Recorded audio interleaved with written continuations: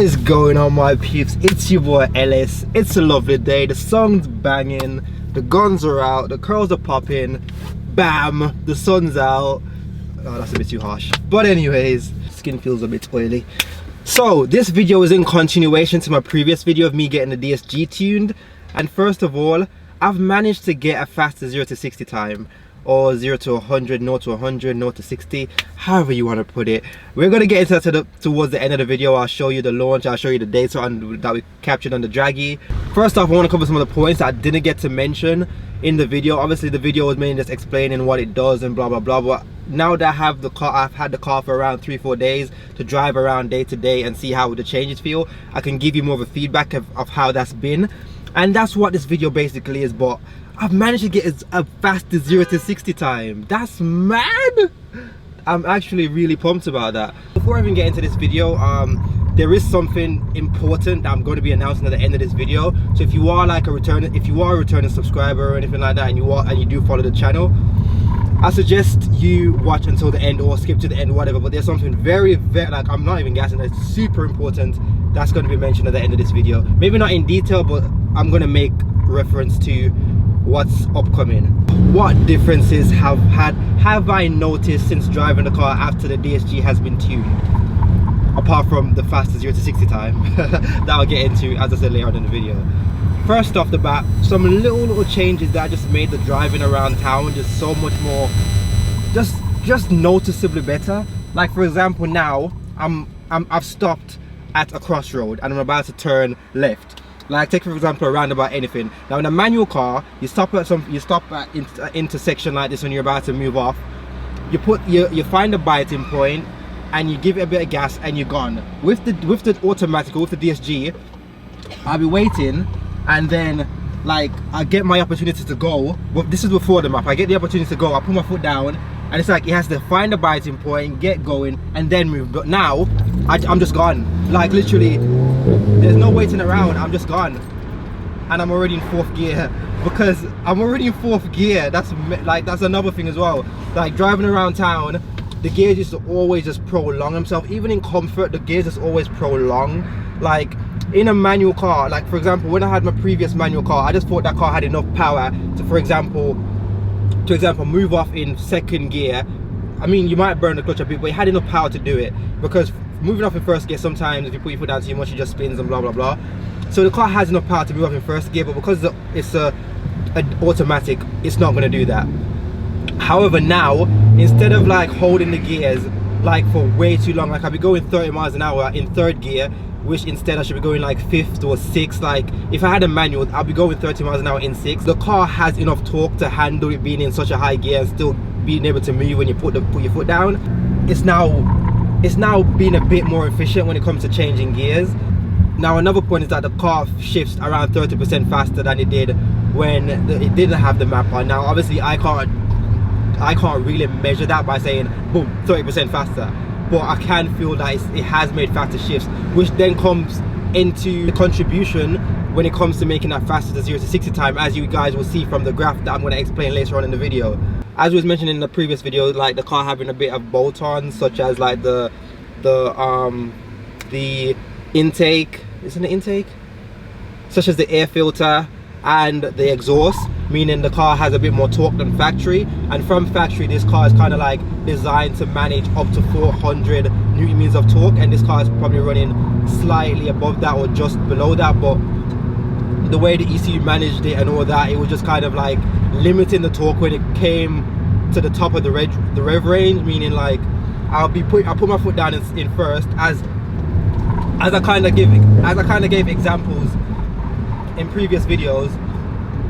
I'll put my foot down in 1st gear, and just as it gets to the top to change into 2nd, it will bog down and then it will change, which is then causing a delay on changing the gears. Which is now I put my foot down in 1st gear. I did show a clip of that in the previous video. So which is now you put your foot down in 1st gear, it would just rev all the way up and change instantly. It wouldn't bog down, and like it's limiting the torque at the top end and all that complicated explanation that was mentioned in the previous video. So everything else is just like so much more efficient. Like instead of going like boom and then change it like boom, it's just so much more efficient. And obviously that again contributes to the faster 0 to 60 time. Now we get on to my favorite bit, which is hopefully I haven't missed anything out, but this is one of my favorite parts: the increased launch control and the custom launch control RPMs. So before, as I showed in the previous video, I keep mentioning the previous video because you have to check that one out to have an idea of what I'm like talking about. So before, on the stock DSG, the stock DSG settings, the car at launch control would sit on maximum load at 3,200 RPM. Launch control is 3,200 RPM. Yeah, 32. Well, that is actually the optimum. Now, when you come off the throttle while holding it, like you know when you're launching a car, foot on the brake, feet fully planted on the accelerator, off the brake, and then the car just goes. So this car used to hold its optimum rev at 3,200 RPM. So the moment you came off the brake, it would give full power at 3,000 RPM, and that's launch control. And in a front wheel drive car, put in 100% of power the moment you get off the brake, it's just going to cause wheel spin. And that's what happened. That's what happens when you try and launch this car with the custom factory settings. Now, after the tune, the RPM for launch control has been raised around 1,000 RPMs. So it's now sitting at 4,200 RPM. Which is 4,200 RPM on set 2. So you can see that now. Before it was what, 3.2? Yeah, that's it. I don't know if you can get it in focus. Yes, yeah, 4,200 RPM. What that means is I'm able to play around within that RPM range from like 2,000 to 4,000 RPM, 4,200 RPM, or from like half throttle to full throttle to find like a peak launch point, or to find the optimal launching point where I get no wheel spin and the car just like hooks up and goes.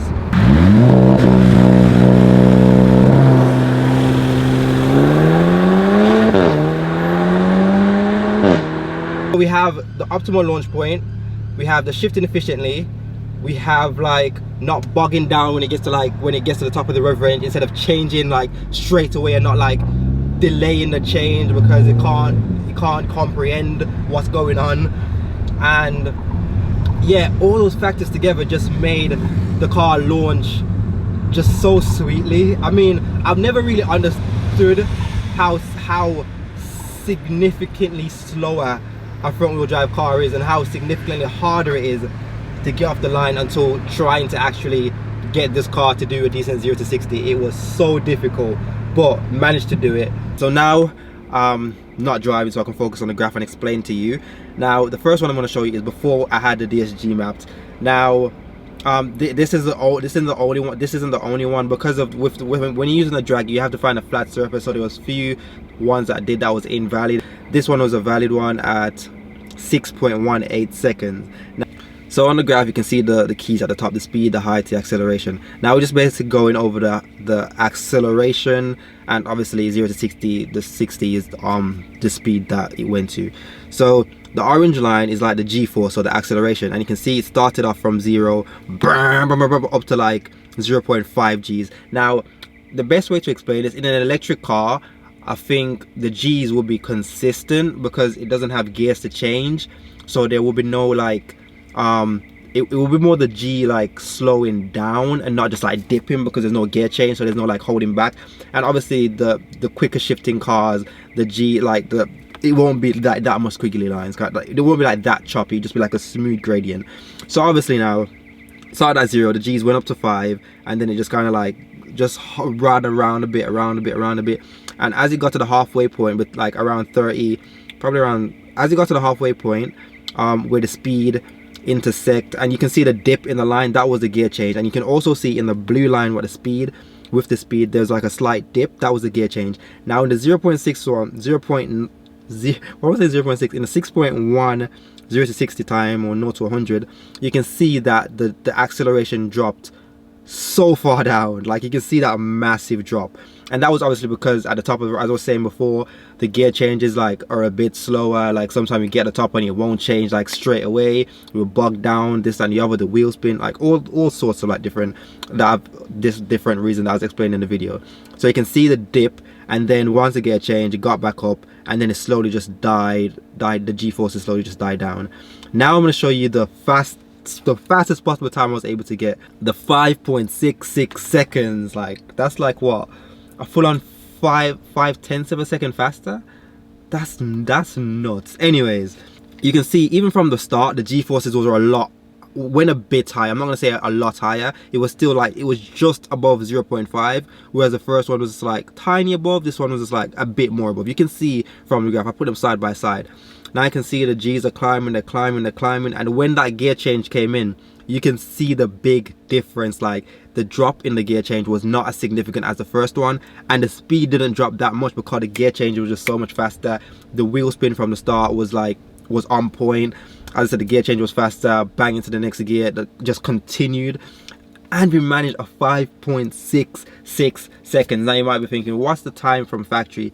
From factory they claimed a 5.7.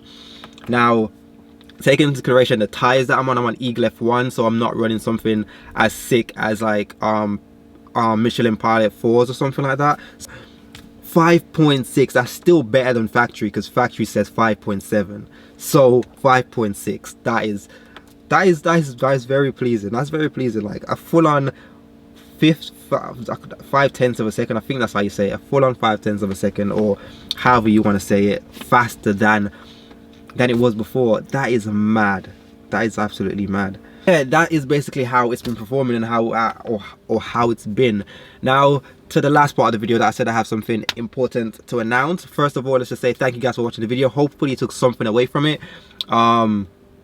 If you have a DSG card, you want to get it mapped, obviously hit up NVM and see what they recommend and all that stuff. If it is stage 1, then definitely you should get it mapped, because of the more power the gearbox kind of needs that. On a stock car, as I said, it's not something that's been like really known to do, but with everything that's been done, such as the custom launch control and all those little changes that made the car drives better day to day, I think it is a good purchase at the end of the day.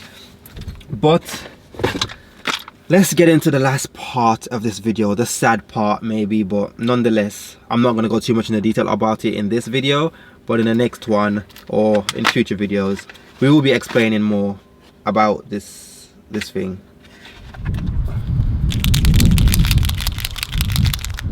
I hope this works. Another one completely flop.